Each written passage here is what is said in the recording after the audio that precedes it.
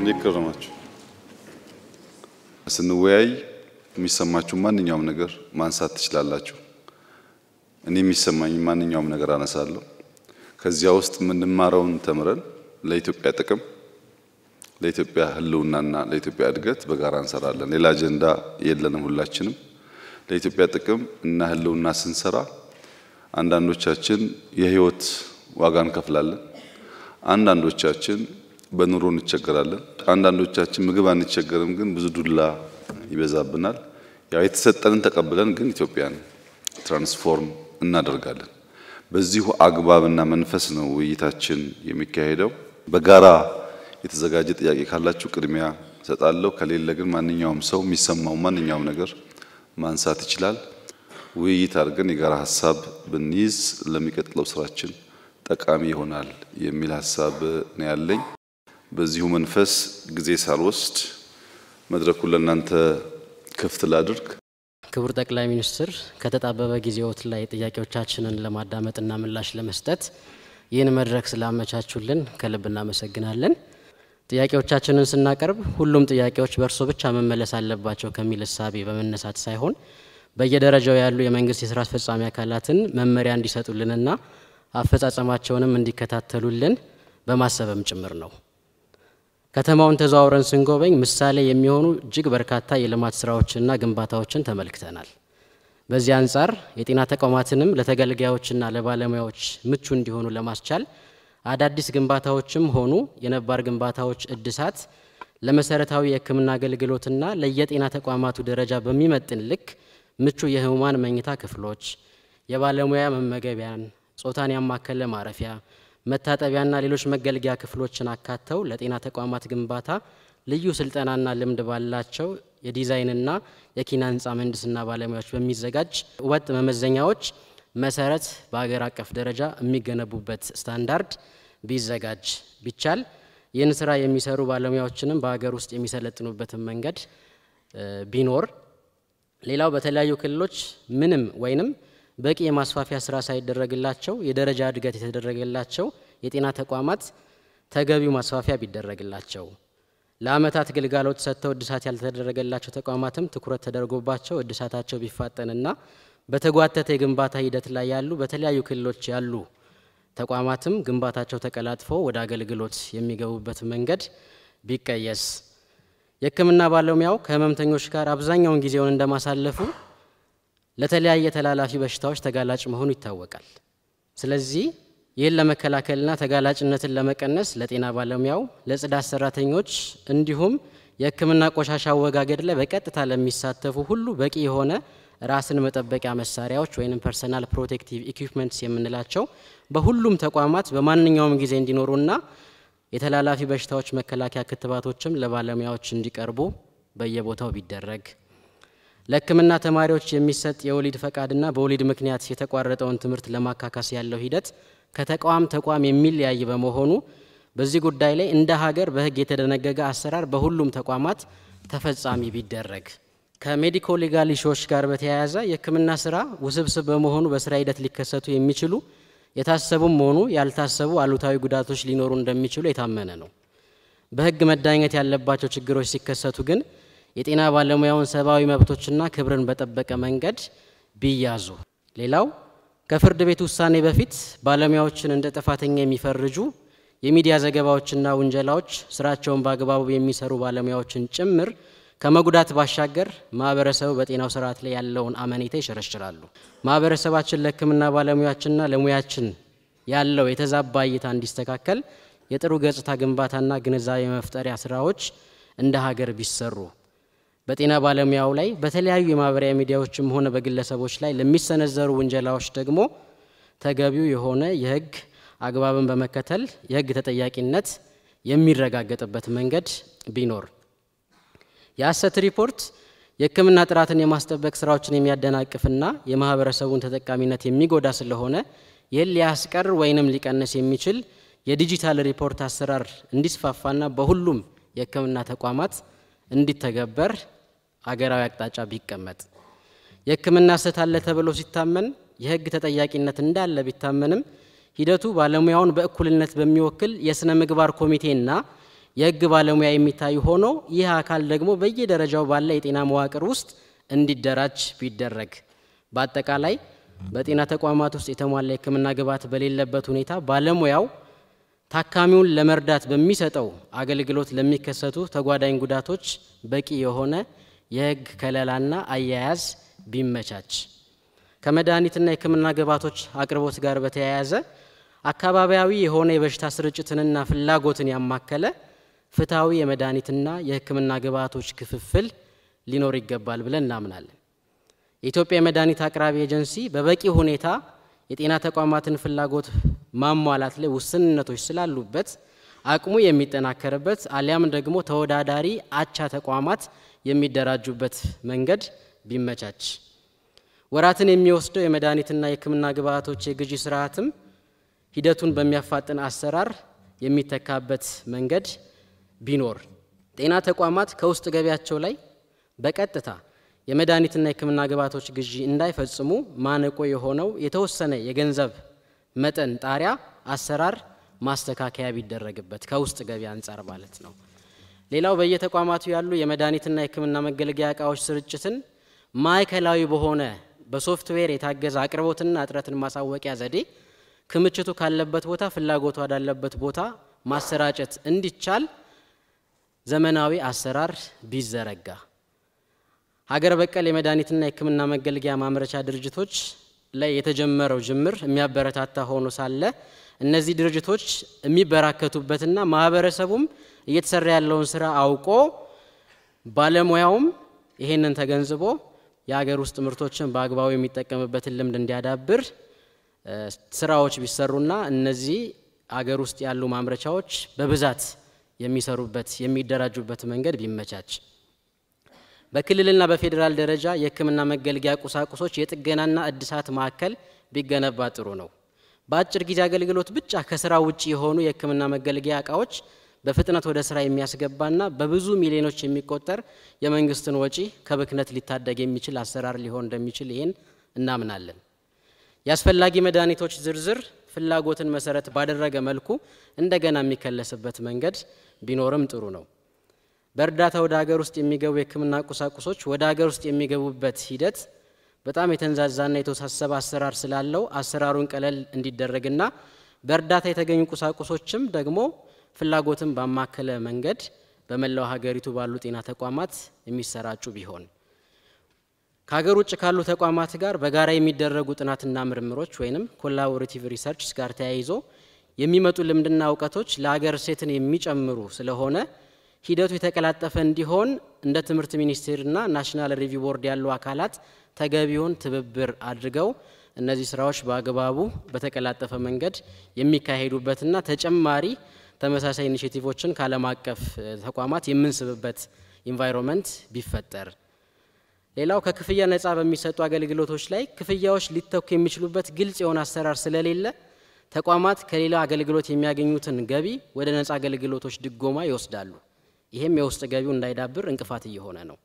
ስለዚህ ይህን አሰራር ፈርማሲያዝና አቅጣጫ በማስቀመጥ ተቋማት የሰበሰቡትን ገቢ በአግባቡ የሚጠቀሙበት ሁኔታ ሊመቻችላቸው ይገባል። በመጨረሻም ከክፍያ ነፃ የሚሰጡ አገልግሎቶች እስከ መቼ ነፃ ሆኖ መቀጠል እንዳለባቸውና እንደሚዘልቁ የተቀመጠ መመሪያ የሌለ መሆኑ እንዲሁም የሚከፈልበትም አገልግሎት የአገልግሎት ክፍያው ከብዙ ዘመናት በፊት የተወሰነና ዘመኑን በሚዋጅ መልኩ የዋጋ ንረትን ታሳቢ አድርጎ የተከለሰ ስላልሆነ ተቋማቱ ላወጡት ወጪ የሚመለስላቸው ገቢ ራሱ አሁን ባለው የገበያ ዋጋ ሳይሆን ቀድሞ በተወሰነ ስሌት ነው። ስለዚህ በየጊዜው ይሄ ተከልሶ ተቋማቱ ለሚሰጡት የነፃ አገልግሎት የሚመለስላቸው ገንዘብ ስራ ሊያሰራቸው የሚችል እንዲሆን ጥረት ቢደረግ ለማለት እወዳለሁ። ለተሰጠኝ እድል አመሰግናለሁ።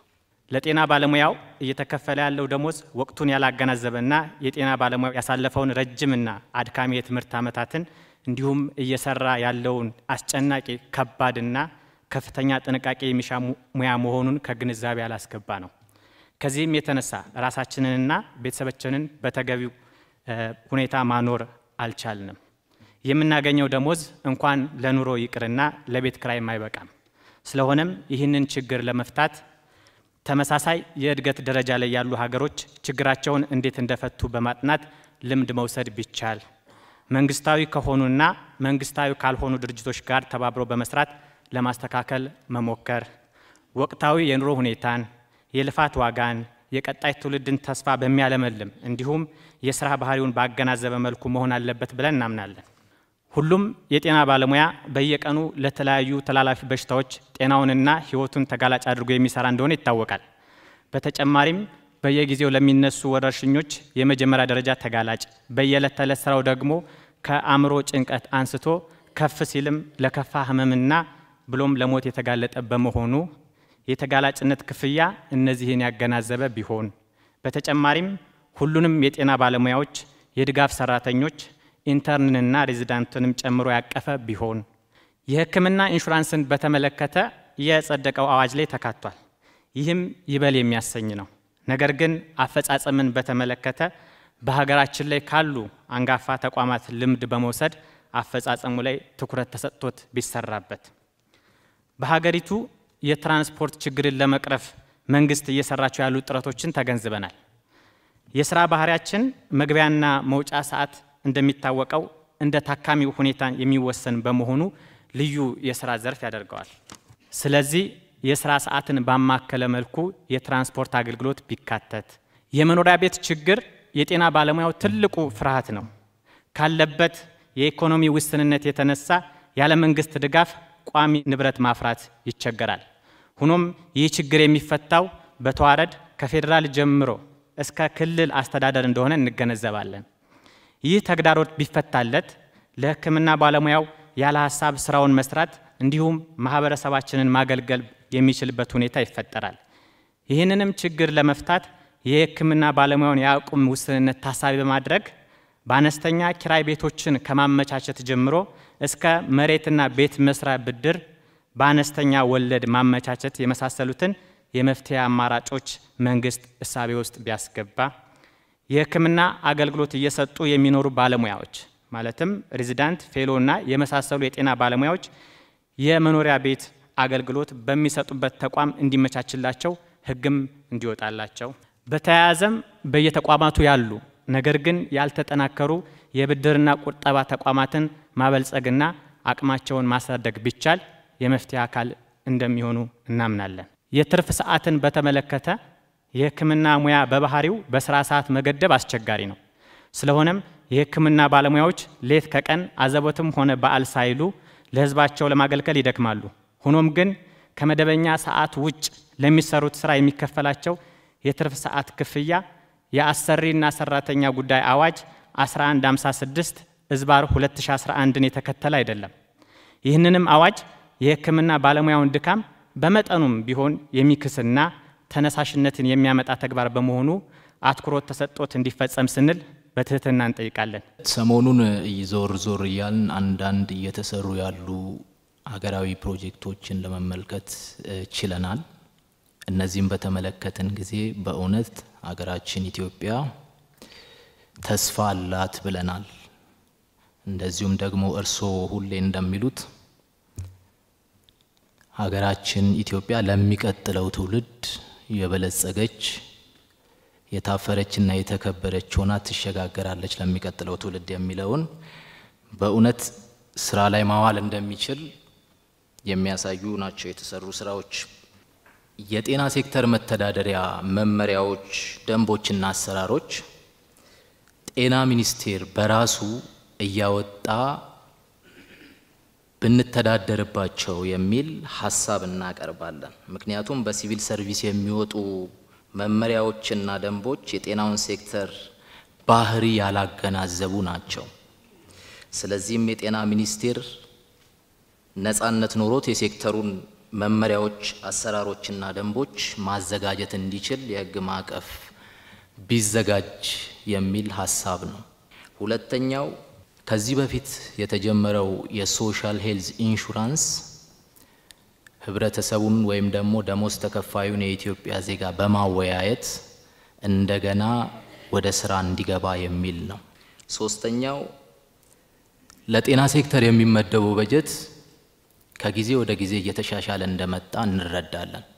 ነገር ግን እየተሻሻለ የመጣው ይሄ የጤና በጀት አሁን ካለው የገበያ ኢንፍሌሽን የመድኃኒትና የሕክምና መሳሪያዎችን ለመግዛት ከሱ ጋር ትንሽ የተጣጣማ አይደለምና በጊዜ ሂደት ወደዛ ብንሄድ የሚል ሐሳብ እናነሳለን። አራተኛ የጤና ስራ በባህሪው በፍጥነት ተለዋዋጭ ስለሆነ ጤናን የሚመለከቱ የጤና አዋጆች፣ መመሪያዎች እንዲሁም ህጎች ጊዜያቸውን ጠብቀው ቶሎ ቢታደሱ። አምስተኛው የጤና ተቋም ኃላፊዎች በተለይም ደግሞ በጤና ጣቢያና ሆስፒታሎቻችን የሚመደቡት ሜሪትን ቤዝድ ባደረገ ግልጽ ውድድር ተደርጎበት ከጤና ባለሙያዎች መካከል እነዚህን የጤና ተቋማት ያሳድጋሉ ይለውጣሉ የሚባሉ ሰዎች ቢመደቡና ቢያስተዳድሯቸው የሚል ሐሳብ ነው። በመጨረሻም ሆስፒታሎቻችን በቦርድ ነው የሚተዳደሩት። ነገር ግን አሁን ያለው የጤና ተቋማት ቦርዶች አባላት ተደራራቢ የህዝብና የመንግስት ኃላፊነት ባላቸው ሰዎች የተወከለ ስለሆነ ጊዜ ሰጥተው ሆስፒታሎችን ለመከታተልና ወሳኝ ውሳኔዎችን ለማስተላለፍ ትንሽ አስቸጋሪ ሆኗል። ስለዚህ የሆስፒታሎቻችን የቦርድ አደረጃጀቶች እንደገና ቢከለሱና ቢታዩ የሚል ሐሳብ ነው። አመሰግናለሁ። ከተለያዩ የጤና ባለሙያዎች በየደረጃው ከተነሱ ጥያቄዎች መካከል ሙያና የትምህርት እድልን ያካተቱ ጥያቄዎችን ቀጥሎ አቀርባለሁ። ተወዳዳሪ የሆነ የጤና ሙያተኛን ከማፍራት አንጻር ይህ ኃላፊነት የተሰጣቸው ተቋማት ማለትም ማስተማሪያ ሆስፒታልና ኮሌጆች በአስተዳደር፣ በአቅርቦት፣ በባለቤትነትና በቴክኖሎጂ መመዘኛዎች እየታዩ ቢደራጁና ወጥነት ያለው አሰራር ቢጠቀሙ። በሁለተኛ ደረጃ የጤና ባለሙያውን የስራ ተነሳሽነት ከሚያበረታቱ ነገሮች መሃል የትምህርት እድል፣ ስልጠናና የስራ እድገት ናቸው። ስለዚህም በጤና ተቋማት እና የማስተማሪያ ሆስፒታሎች ወደ ላይና ወደ ጎን የስራ እድገት ፕሮፌሰርሺፕነትን ጨምሮ ያሉት መመሪያዎች ላይ ክለሳ ቢደረግ። በሶስተኛ ደረጃ የጤና ባለሙያዎች ልምድና ክህሎታቸውን ተጠቅመው ለማህበረሰቡ አገልግሎት እንዳይሰጡ የተጋነኑና ለብዝበዛ የተጋለጡ የግል የጤና ተቋማት ማቋቋሚያ መስፈርቶች ማነቆው ሆኖባቸዋል። እነዚህ ተግዳሮቶች ቢፈቱ ህዝባችንን ጥራቱን የጠበቀ አገልግሎት ለመስጠት ጥሩ አማራጭ ይሆናሉ ብለን ስለምናስብ ለዚህ የሚሆን አስቸኳይ ሁኔታዎች እንዲመቻቹልን እንጠይቃለን። በአራተኛ ደረጃ የትምህርት ሂደታቸው በሕክምና ተቋማት በመስራት ላይ የተመሰረቱ ሙያተኞች የጤና አገልግሎት እየሰጡ እንደሚማሩ ይታወቃል። እነዚህ ባለሙያዎች እንደማንኛውም አገልግሎት ሰጪ ሰራተኛ ታክስም ሆነ ጡረታ እየከፈሉ መሆኑ ታስቦ አገልግሎታቸው እንደ ስራ ልምድ እንዲያዝ እንዲሁም እንዲከፈሉ የሚገደዱት የትምህርት ውል ክፍያ የተጋነነ በመሆኑ እንዲታይላቸው ቢደረግ። በአምስተኛ ደረጃ የኢንተርን ሐኪሞች በአመቱ መጨረሻ ላይ 3 ተደራራቢ የብቃት መመዘኛ ፈተናዎች በአመቱ መጨረሻ ይወስዳሉ። እነዚህ ፈተናዎች ተመሳሳይነት ወጥና ስታንዳርዱን ወደ ጠበቀ አንድ ፈተና ቢቀየሩ እንጠይቃለን። በስድስተኛ ደረጃ የኢትዮጵያ የጤና ዘርፍ አገልግሎት የበለጠ እንዲሻሻልና የህብረተሰቡንም ሆነ የሙያተኛውን ተጠቃሚነት ለማረጋገጥ የሚያግዙ ዘርፎችን ማጠናከር የሌሉትን ደግሞ መመስረት አስፈላጊ ነው። ጤና ሚኒስቴር አገልግሎት ሰጪ፣ አገልግሎት ገዢ እንዲሁም አገልግሎት ተቆጣጣሪ መሆኑ ተገቢ አይመስለንም። ሀገር አቀፍ የሆነና ነጻነት ያለው የጤና ሙያ ማህበራትን ያቀፈ የጤና ባለሙያዎች የመማክርት ጉባኤ ማቋቋም አስፈላጊ ነው ብለን እናምናለን። የመማክርቱ ሚና የባለሙያዎችን ችሎታ መከታተል፣ የጤናን ሙያ ጥራቱን የጠበቀ እንዲሆን ማድረግ፣ የሙያ ማጎልበቻ ስልጠናዎችን ማለትም ሲፒዲ ወይም መገምገምና እንዲሰጡ ማድረግ፣ የሙያ ፈቃድ ማስተዳደርና የጤና ባለሙያን ስነ ምግባር መቆጣጠር እንዲሆን ቢፈቀድ።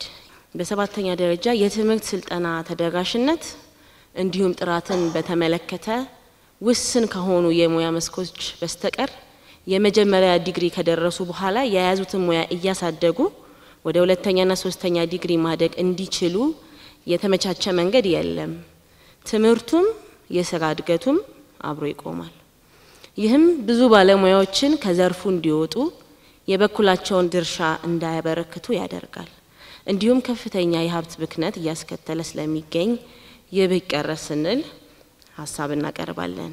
ከዚህ በተጨማሪ ወደ ድህረ ምረቃ ትምህርት ለመግባት የስራ ልምድ እንደ አስገዳጅ መመዘኛ ባይታይ፣ በስምንተኛ ደረጃ መንግስት እየተገበረ ያለውን የዲጂታል ትራንስፎርሜሽን ስራዎች እጅግ በጣም የምናደንቅ ሲሆን ይህ መልካም ተሞክሮ ከጤና ዘርፍ ጋር በሚጣጣም መልኩ ወቅቱ የሚጠይቀውን ቴክኖሎጂ በመከተል ሕክምናን ከማዘመን አንጻር በቴክኖሎጂ የታገዘ የሕክምና የክህሎት ማጎልበቻ ማዕከል ማለትም ስኪል ላብ ተቋቁሞ እውቀትን ክህሎትን ለማሳለጥ የተሻለ ባለሙያ ለማምረት ቢቻል ሀገራችንን በአፍሪካ ከሚገኙ የሕክምና ትምህርት መስጫ ተቋማት የላቀች በማድረግ የትምህርት ቱሪዝምን ማስፋፋትና የውጭ ምንዛሬውን ማሳደግ ይቻላል ብለን እናምናለን።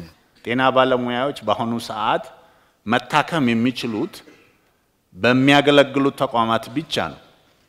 በፌደራል ደረጃ መታከም አይችሉም። ያ ነገር ቢስተካከልና የትም በውጭ ሀገርም በሀገር ውስጥም ይሄ ነገር ተቋማዊ ሕክምና ቢያገኝ የጤና ባለሙያ የሚላልኝ። ሌላው ደግሞ የሆስፒታልም የተቋማትም ጸጥታ ጥበቃ ሁኔታዎች በሰለጠኑ ሰዎች በአሁኑ ሰዓት በኤጀንሲ ነው የሚጠበቁት። ኤጀንሲዎች ምንም ያህል ስልጠና ቢሰጡ በሰለጠነ አይደለም እየተሰጠ ያለው። ሴኩሪቲ ያስፈልጋል። አንድ ዶክተር ገብቶ ኦፕሬሽን አድርጎ ያ ሰውዬ ቢሞትበት ሰውየውን ለመግደል ወይም ደግሞ በአዌርነስ በማጣት ችግር እየተፈጠረበት ነው ኢመርጀንሲ ላይ እና ይሄ ነገር አትሊስት ቢቻል በሰለጠነ ጸጥታ ክፍል ቢጠበቅ ሆስፒታሉም ተቋማቱም። ሌላው በኢፓደሚክ በሽታዎች የሞቱ በኮቪድ ማለት ነው ወንድሞቻችን አሉ። እነኛ ወንድሞቻችን ቤተሰቦቻቸው በአሁኑ ሰዓት ምን ላይ ነው ያሉት? የት ነው ያሉት? ስለዚህ በየቦታው ደግሞ ችግር ላይ ያሉት አሉ። እነኛ ቤተሰቦቻቸው አትሊስት ቤት የሚያገኙበት አትሊስት የሕክምና ኢንሹራንስ የሚያገኙበት እንደዚህ አይነት ሐኪሞች በአሁኑ ሰዓት አቅመተው በየቤቱ ችግር ላይ ያሉ አሉና ስለዚህ እነኚህ አንድ መፍትሄ ቢሰጥ። ሌላው ለመከላከያ በአየር ኃይል በቴሌ ሌሎችም ተቋማት ላይ ሪፎርም እንደሚደረግ በጤና ተቋማት ላይ ስትራክቸራዊ ነገር ሪፎርም ቢደረግ የሚል ሐሳብ ነው ያለኝ። ሌላው ትላንትና ያየናቸው የጎበኘናቸው እንኳን ለኢትዮጵያ ለአፍሪካም ኩራት ስለሆነ በርሶ አመራር በጣም ደስ ይለናል። አመሰግናለሁ። የጤና ባለሙያው የሚያነሳው ጥያቄ ምናልባት አንዳንድ ለውጡን የማይፈልጉ የስልጣን ጥም ያለባቸው ፖለቲከኞች ደካማ ጎናችንን በማጥናትና ጥያቄያችንን በመጥለፍ ለራሳቸው የፖለቲካ ትርፍ ማስገኛ አድርገው ለመጠቀም ሲሞክሩ በተለያየ ሚዲያ ሲያራግቡት ተመልክተናል። ነገር ግን የኛ የጤና ባለሙያዎች ጤና ኤክስቴንሽኖችን ጨምሮ ጥያቄያችን ከኛው ከራሳችን ከጤና ባለሙያዎች አንደበት እንዲሁ ፊት ለፊት ከምንናገረው ውጭ የተለየ ይዘት ሊሰጠው አይገባም። በጤና ኤክስቴንሽን አንዳንድ ነገሮች ያልተነሱ ስላሉ እነሱን ለማንሳት ነው። ከዚህ በፊት ላይ የወጡ የተለያዩ መመሪያዎች የወረዱ ስለ ጤና ኤክስቴንሽን የተሻለ የኛም ሞራል ከፍ የሚያደርጉ የተጀማመሩ እንትኖች መመሪያዎች አሉ። በተለይ በጤና ኤክስቴንሽን ከደረጃ 4 ወደ ዲግሪ በፋሚሊ ሄልዝ የተጀማመሩ እንትኖች ነበሩ። እሱ አሁን ቆሟልና ምናልባትም መቆሙን ብቻ ሳይሆን ተነስተዋል ከላይ እስከታች በሚል ግን ብዙን ጊዜ በሆስፒታልና በጤና ጣቢያ ሙያተኞች የጤና ኤክስቴንሽኖች ጥያቄ እየተዋጠብን ስለሆነ ጤና ኤክስቴንሽኖች ላይ ትኩረት ተሰጥቶ እንዲሰራ ስለመፈልግ የተጀማመሩት የትምህርት እድል አሁን ላይ ስለሌሉ እነሱ የሚቀጠልበትን ሁኔታ ቢያመቻቹልን እላለሁ። ሁለተኛ ምናልባትም የሚሰጡ የትምህርት እድሎች በየክልሉ የሚመጣው ሆታ በጣም አነስተኛና ዝቅተኛ ነው።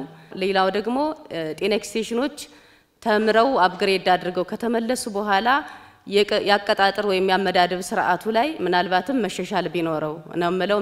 ሌላው ደግሞ ምናልባት የተጋላጭነት ጤና ኤክስቴንሽን ማለት ራሷ ሐኪም፣ ጤና ኤክስቴንሽን ማለት ራሷ ጽዳት፣ ጤና ኤክስቴንሽን ማለት ራሷ ላቦራቶሪና ራሷ ሐኪም ሆና በመሰራበት ለሷ የሪስክ ክፍያ ላይ ከባለሙያው ስለሚዋጥብን ከባለሙያው በተለየ መልኩ እሱ ላይ ትኩረት ተሰጥቶ ምናልባት ክቡር ጠቅላይ ሚኒስትር ቢያዩልና ሌላው ደግሞ ምናልባት ጤና ኤክስቴንሽኖች ላይ የዝውውር ነው ከወረዳ ወረዳ መመሪያ የለንም ምናልባትም ካለ ያልተተገበረ ክልል ላይ ወይም ዞን ላይ ከሆነ እሱንም ትኩረት እንዲሰጡልን ነው።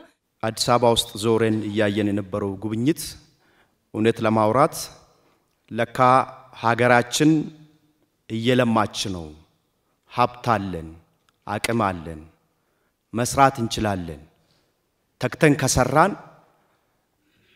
ያለብንን ኢዳ ወደ ሚንዳ ምን ቀይሮ መሆኑን በተግባር ትላንት አይተናል። እንዲሁም ደግሞ ሰርቶ ማሳየት የሚችል መሪ ጠቅላይ ሚኒስትራችን ሳላደንቅ ማለቴ ቅር ይለኛል። ስለዚህ ያየነው ስራ ከብሔራዊ ቤተ መንግስት ተነስተን ጫካ ፕሮጀክቶች እንዲሁም የኮሪደር ልማቶች እየተሰሩ ያሉት ስራዎች ኒው ሲቲን ዴቨሎፕ ከማድረግ አንፃር የከተማነት እንዲሁም በምግብ ራሳችን እንድንችል ከተማ ውስጥ የሚደረጉ ጥረቶች ማክሮ ኢኮኖሚውን የተሻለ ሀገሪቷ ከብድር ነፃ እንድትሆን የሚሰሩ ስራዎች የተሰሩ ነገሮች ማሳያ ስለሆኑ ይሄንን ሳላነሳ አላልፍም ብዬ ነው። ቀጥታ ወደ ጥያቄ ሲገባ የትርፍ ሰዓት አከፋፈል ላይ ህጎች ይወጣሉ በጤና ሚኒስቴር ግን ክልሎች ላይ ይሸራረፋሉ፣ በትክክል ስራ ላይ ያውሉ። ለምሳሌ የናይት ዲዩቲን ክፍያ ባነሳ 15 ሰዓት አንድ ሰው 11 ተኩል ገብቶ ጧት እስከ 2 ሰዓት ተኩል የስራ ማዱ ላይ ሲገኝ 7 ሰዓት ብቻ ነው የሚከፈለው። ሌሎች ክልሎች ላይ 15 ሰዓት 16 ሰዓት ነው የሚከፈለው። ስለዚህ ወጥ የሆነ መመሪያ ሲወርድ በተመሳሳይ መልኩ ስራ ላይ ማዋል ላይ ችግር አለ። ስለዚህ ይህንን ተረድቶ ወደ ታች ያሉት አመራሮችንም የስራ ትግበራውን እንዲሰጡልን በዚሁ ይጠይቃለሁ። ሌላው የትምህርት እድልን በተመለከተ አብዛኛው በር ተከፍቶ ያለው ከዲግሪ በላይ ያለው ከዲግሪ በታች ያሉት ሰራተኞች የትምህርት እድል ያገኙ አይደለም፣ በጣም ጥቂት ነው። ስለዚህ እሱ ላይ ትኩረት ቢደረግ የሚል ሐሳብ አለኝ። ሌላው የሕክምና ግብአትና የመድኃኒት አቅርቦት ዙሪያ ላይ ለምሳሌ ከመንግስት የሚያዙ በጀቶች ለአንድ ፕራይመሪ ሪስክ ዩኒት ለጤና ጣቢያ 300,000 የዛሬ 8 ዓመት የወጡ ህጎች ናቸው። በ300,000 ብር መድኃኒት ገዝቶ ለጤና ተቋም ማቅረብ በዚህ ሰዓት ላይ በጣም ከባድ ነው። ቻሌንጅም እያደረገን ያለው አገልግሎት ውስጥ እሱ ነው። ስለዚህ በዚህ በኩል ያለው ህጎች ቢታዩ የሚል ሐሳቦች አለኝ። ባለው ወቅታዊ ሁኔታ ባለው ችግር ብዙ ስራዎች ተሰርተዋል።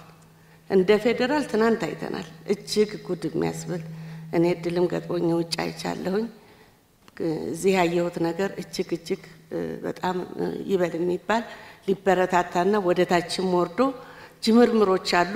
ግን በዚህ ልክ ባይሆንም ቢቀጥል ከተሞቻችን አምረው ብናያቸው ጥሩ ነው ላለሁኝ። በሌላ በኩል ደሴ ሆስፒታል ትሮማ ሴንተር እስካሁን ድረስ እሱ አለመሰራቱ በአቅማችን በጣም ዝቅተኛ በመሆኑ ከዚሁ ጋር ተያይዞ መቀየርም ያለባቸው ስትራክቸሮች አሉ። ሆስፒታሉ ለአንድ ካርድ ስንት ነው የሚያስከፍለው? 35 ብር እኮ ነው። ውጭ ላይ የሚከፍሉት እኮ 400 ብር ነው ለአንድ ካርድ የሚከፍሉት። ያንን እንደገና ሪቫይዝ ማድረግ ያስፈልገዋል። ለምን ሆስፒታላችን አሁን ባለው ገበያ ልክ እየሰራ ስላልሆነ ማለት ነው። ሁሉም ሆስፒታሎች በዛ ልክ እየሰራን አይደለም።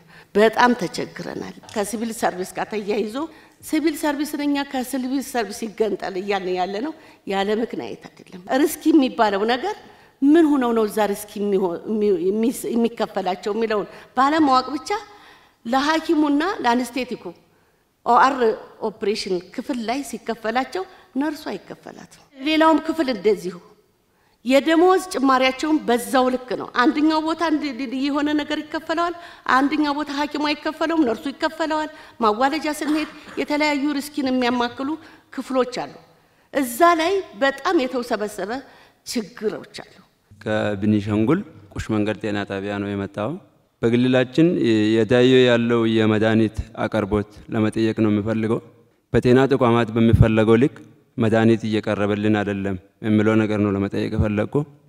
የሚቀርቡልን ነገሮች ያው በመንገድ ጋር ተያይዞ ያለው ጉዳይ ሁሉም መድኃኒት አይመጡልንም የሚለው ነገር ነው እዛ ላይ የሚሰጠን ምላሾች ማለት ነው።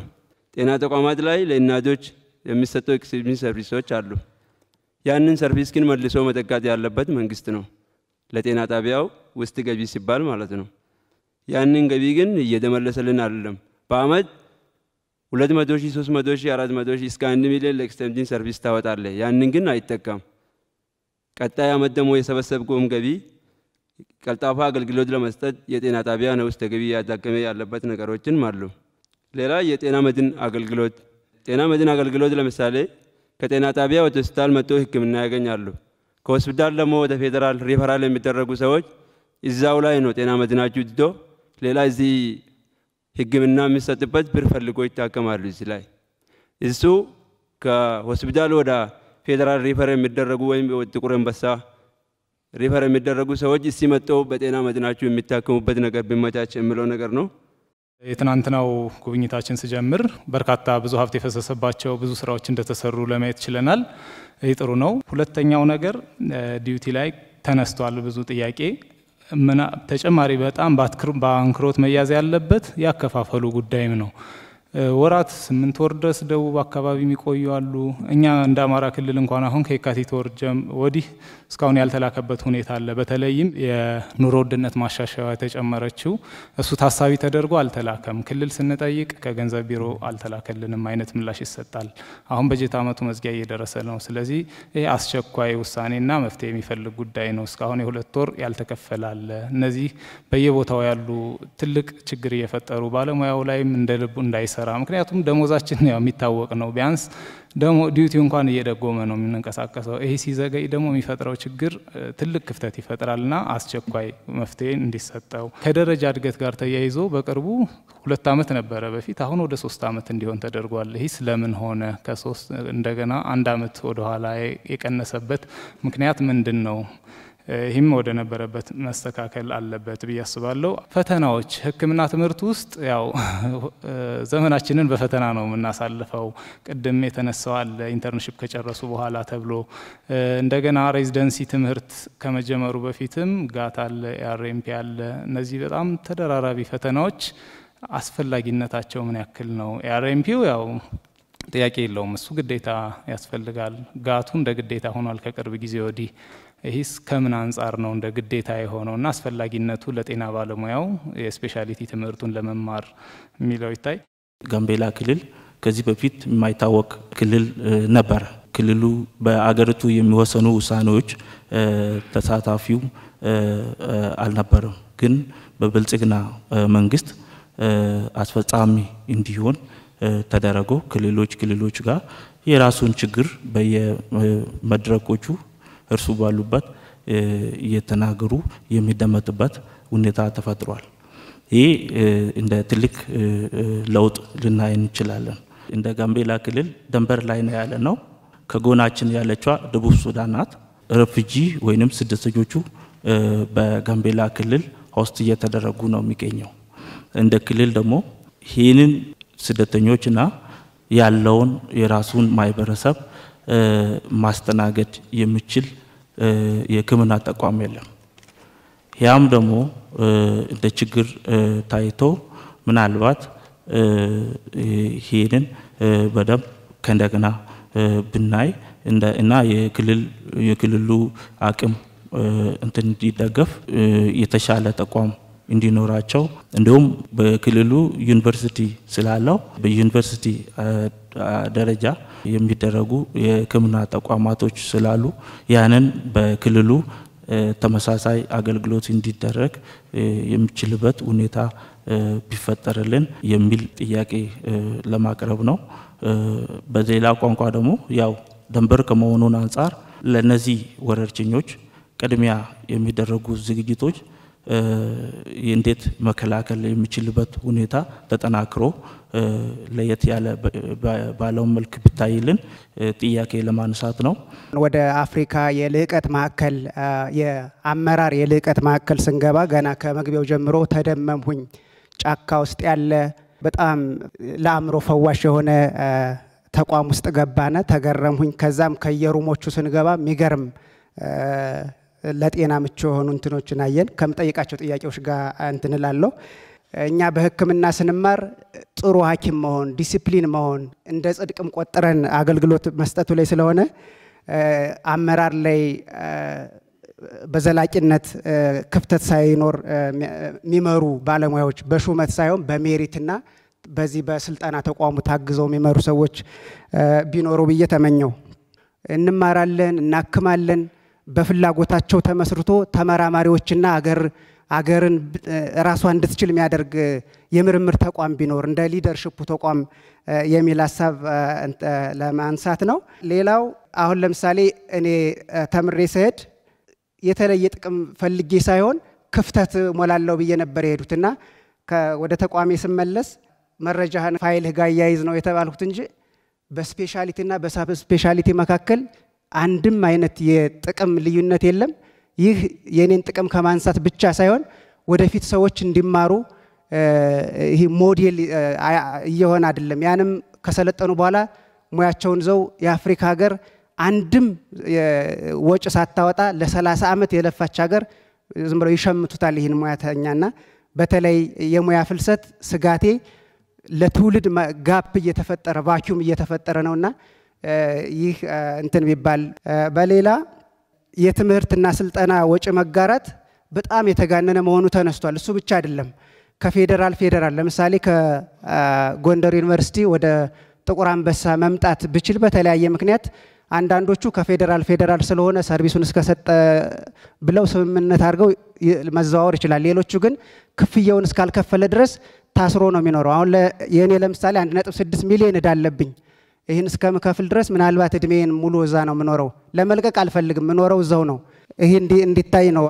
የሙያው ስነግባር ባልጠበቀ መልኩ አንዳንድ አካባቢ ላይ የስራ አድማና ሁከቶች በመፍጠር ጥያቄን አግባብ ባልሆነ መልኩ የተጠየቀበት መልኩ በጤና ባለሙያ ስም ይቅርታን መጠየቅ እፈልጋለሁ።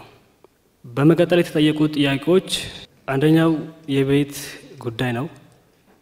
በሂደት የሚሰሩ ነገሮች ሊሆን እንደሚችል እንገምታለን። እስከዛ ግን በተለይ እንደ ክልል ፓስቶራሊስት ኮሚኒቲ እንደመሆናችን መጠን በተለይ ገጠራማ አካባቢ ላይ ጤና ኬላ፣ ጤና ጣቢያ ያሉ ባለሙያዎች ቤት አልባ ናቸው። እዛው የሚሰሩበት ኢመርጀንሲ እዛው በሚያዋለዱበት ክፍል ነው እያደሩ እያከሙ ያሉት። ሴፍቲያቸው ምን ያህል እንደሆነ ማንም የሚገምት ጉዳይ ነው። ይህን ለመጠገን የቤት ክራይ የሚሆኑ ድጎማዎች፣ የባለሙያን ሴፍቲ ባስጠበቀ መልኩ የሚሰጡ አንዳንድ ጥቅማ ጥቅሞች የባለሙያን የስራ ተነሳሽነትን ያዳብራል ብለን እናምናለን። በመቀጠል ያልተነሳ ብዬ የማስበው የጤና ባለሙያ የዶክመንት አውተንቲኬሽን ነው። የሙያ መረጋገጫና ትክክለኛው ባለሙያ የሆኑም አሉ፣ ባለሙያነት ያልሆኑ ባለሙያ እንደ ሀገርም እስከ ፌደራል እስከ ታች ባለው ድረስ ሊኖሩ ይችላሉ። ይህ ጉዳይ ተጣንቶ ትክክለኛውና ጥራት ያለው ሕክምና አገልግሎት ለማህበረሰቡ እንዲቀርብና በተጣራ መልኩ ተጣርቶ ያን ነገር ዶክመንት አውተንቲኬሽን የሚረጋገጥበት መንገድ ቢፈጠር። በትግራይ ስፔሻሊ በጦርነቱ ጊዜ ከተጎደሉት ሴክተሮች አንዱ ሄልዝ ነበር። ከጦርነቱ በኋላ የጤና ሚኒስቴር ፌደራል አቋሞች እና አንዳንድ ኤንጂኦዎች ለመልሶ ግንባታ የተሰራውን ስራ ለማመስገን ፈልጋለሁ። ግን አንዳንድ ተቋም ስፔሻሊ እንደ አይደር ያሉ ትላልቅ ዩኒቨርሲቲዎች ስቲል ከጦርነት በፊት የተጀመሩ ፕሮጀክቶች ቆሞ ነው ያሉት። እነሱም በልዩ ሁኔታ ታይተው አገዝ እንዲደረግ፣ ለምሳሌ ካንሰር ማዕከል ተጀምሮ እስካሁን ቆሟል ያለው። ትላንትና በመጎበኝበት ሰዓት በጣም ብዙ ትኩረቴን የሳቡ እንዲሁም ደግሞ ሀገሬ ላይ ያለውን ነገር ከዚህ በቃ ተመሳሳይ አሁን ለምሳሌ ኮሪደር ልማት ሀረር ላይ ያለውን ነገር በጣም በጣም አትራክቲቭ የሆነ ነገር ነው እያየው ያለሁት። እንደዛ ከሆነ ለምን ጤና ሚኒስቴር ለምንድን ነው እንደዛው ሙሉ ከላይ አንስተን እስከታች ዩኒፎርም የማናረገው?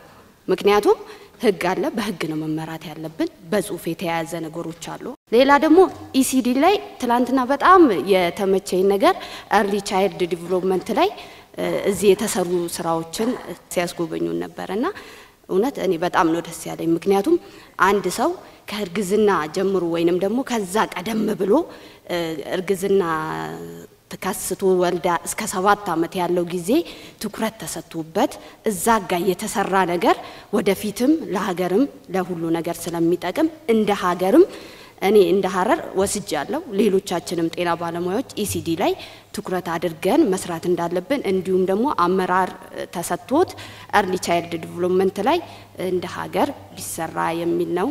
ጤና ባለሙያ ማንኛውም ሰው ክብር እንደሚፈልገው ዩኒፎርማችንን በጣም ነው የምንወደው። ለዛም ነው እየለፋንም ያለነው። ያቺ ነገር ብትስተካከል የሚል ነው።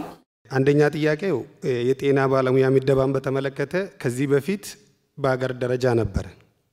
በተለይ ከመንግስት ዩኒቨርሲቲ የሚመረቁ ባለሙያዎች በጤና ሚኒስቴር ነው የሚመደበው። ይሄን የሚያነሳበት ምክንያት እኔም የዛ ውጤት ስለሆንኩ ነው ማለት ነው። እኔ አሁን ዛሬ ከደቡብ ነው የመጣሁት። ተወልጄ ያደግኩት ወደ ምስራቅ ነው። የተማርኩትም እዛው ወደ ምስራቅ አካባቢ ነው ሀረማያ ዩኒቨርሲቲ። ዛሬ ግን ከዚህ በፊት የነበረኝን አመለካከት ዛሬ እዛ መስራቴ በጣም ቀይሯል። ለምንድን ነው ኢትዮጵያዊ ሆኛለሁ? ለምንድን ነው ይሄን የምናገረው? እኛ ጤና ባለሙያዎች አገር ውስጥ ተዛዙረን ቋንቋ ሳይገድበን፣ ባህል ሳይገድበን፣ ድንበር ሳይገድበን ዞረን መስራት አለብን። ስለዚህ ይሄ ነገር ምደባ በጤና ሚኒስቴር የሚመደበው ለምንድን ነው የቀራው? ሌላው ጥያቄ ቴክኖሎጂ ጋር ትላንት ያየነው አንድ ነገር አለ። የመሰቦት እንትን ላይ በጣም ቴክኖሎጂ በጣም እኔ በጣም ነው የተደነቅኩት። በጣም እድለኛ ነኝ ይሄን በማየቴ። ጤና ተቋም ከወረቀት ነፃ አገልግሎት ተጀምሯል።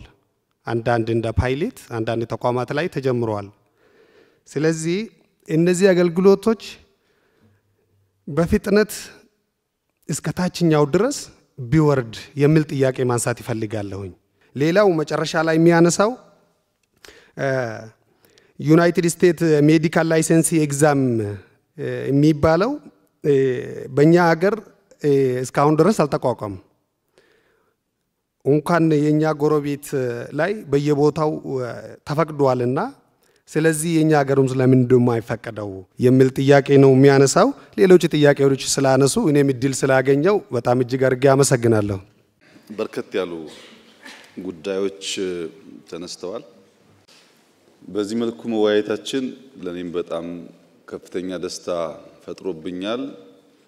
በእናንተ ውስጥ ያለውን አስፒሬሽን፣ በእናንተ ውስጥ ያለውን ቁጭት፣ በእናንተ ውስጥ ያለውን ህልም በውስጡ ስላየው በጣም ደስ ብሎኛል። ምክንያቱም ያልበለጸገ ሀገር ይሄን ጥያቄ ሊመልስ አይችልም። ጥያቄው እንዲመለስ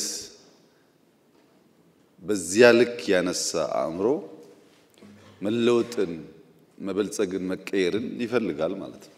ድህነትን አይፈልግም ማለት ነው። ያን አይቼባችኋለሁ።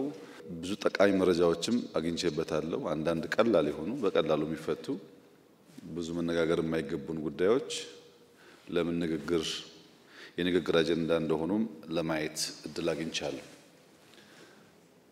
እና በድምሩ እንኳን ወሰን እንኳን ተገናኘን ከእናንተ ጋር እኛ ብዙ ተምረንበታል። እርግጠኛ ነኝ እናንተም በጉብኝታችሁም በውይይቱም ትንሽዬ ነገር ታገኛላችሁ። ትንሽዬ መማራችሁ አይቀርም፣ ለስራ ያግዛችኋል። አብዛኛው ጥያቄ በግልጽነት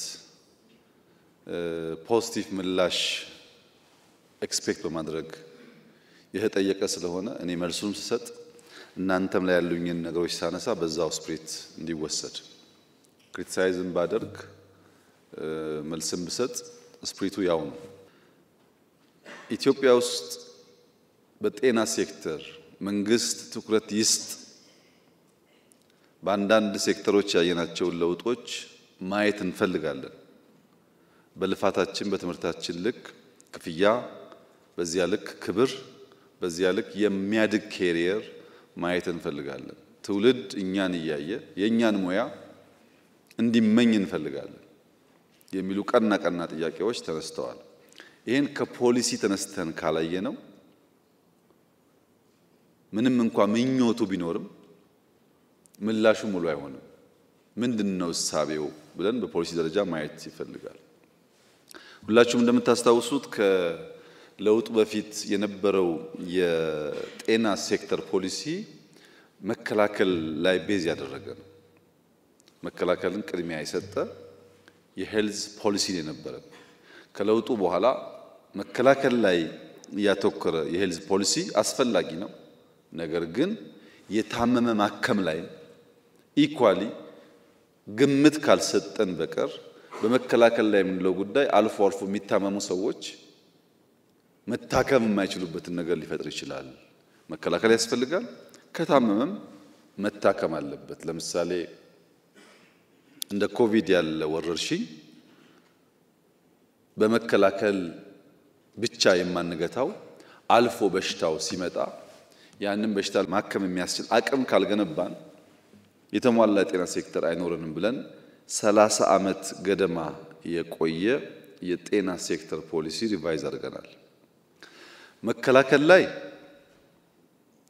ለምን የኮሪደር ልማትን ከጤና ሴክተር ነጥላችሁ እንዳያችሁ ባላቅም የምንሰራው አጠቃላይ ስራ ያ መከላከል የተባለው በአፍ የተነገረውን በተግባር ለማዋል ለምሳሌ ወክ ማድረጊያ ወኮች መስራት፣ የስፖርት ማዘውተሪያ መስራት፣ የህፃናት መዋያ መስራት። የአዲስ አበባ ሪቨርሳይድ ፕሮጀክት እንደ ፖለቲከኛ ሳትወስዱት አፍሪካ ላይ ያለ ፕሮጀክት አይደለም። ዩኒክሊ በጣም የሚያኮራ ስራ ነው። 20 ምናምን ኪሎ ሜትር የተበላሸ የበሽታ መንስኤ የነበረን ለሪቨርሳይድ ነው ወደ ጤናማና መዝናኛ እየቀየርን ያለነው። ምን ያክል አስቸጋሪ እንደሚሆን ገምቱት እናንተ። ሁሉም የሚሰራው ስራ ከጤና ጋር በቀጥታ ይያያዛል። ንጹህ እንሁን፣ ንጹህ አካባቢ እንፍጠር፣ ሰው ፊዚካሊ አክቲቭ ይሁን ማለት ቀጥታ ከመከላከል ጋር ከጤና ጋር ከኢንዱራንስ ጋር የሚገናኝ ጉዳይ ነው። ያ ስራ ከእናንተ ስራ ውጭ ተደርጎ መወሰድ የለበትም። ሁለተኛው ማከም ላይ ሙያተኞችና ተቋም ግንባታ ነው።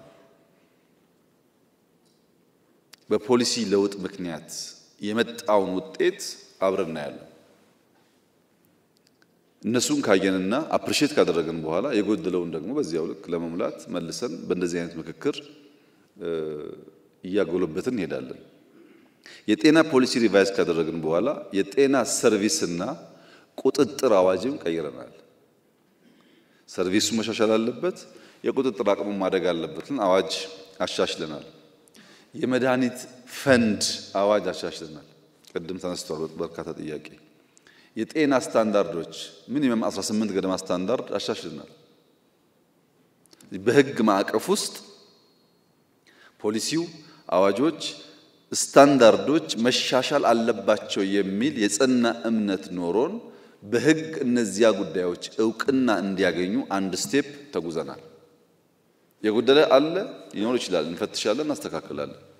ኮሚትመንቱ ግን ነበር ማለት ነው። ፖሊሲውን ከ30 ዓመት በኋላ ሪቫይዝ ካደረግን አዋጅ ከቀየርን እንደ መንግስት የጤና ሴክተር በህግ ማዕቀፍ ውስጥ ማሻሻያ ይደረግለት የሚል እምነትና ፍላጎት አለ ማለት ነው።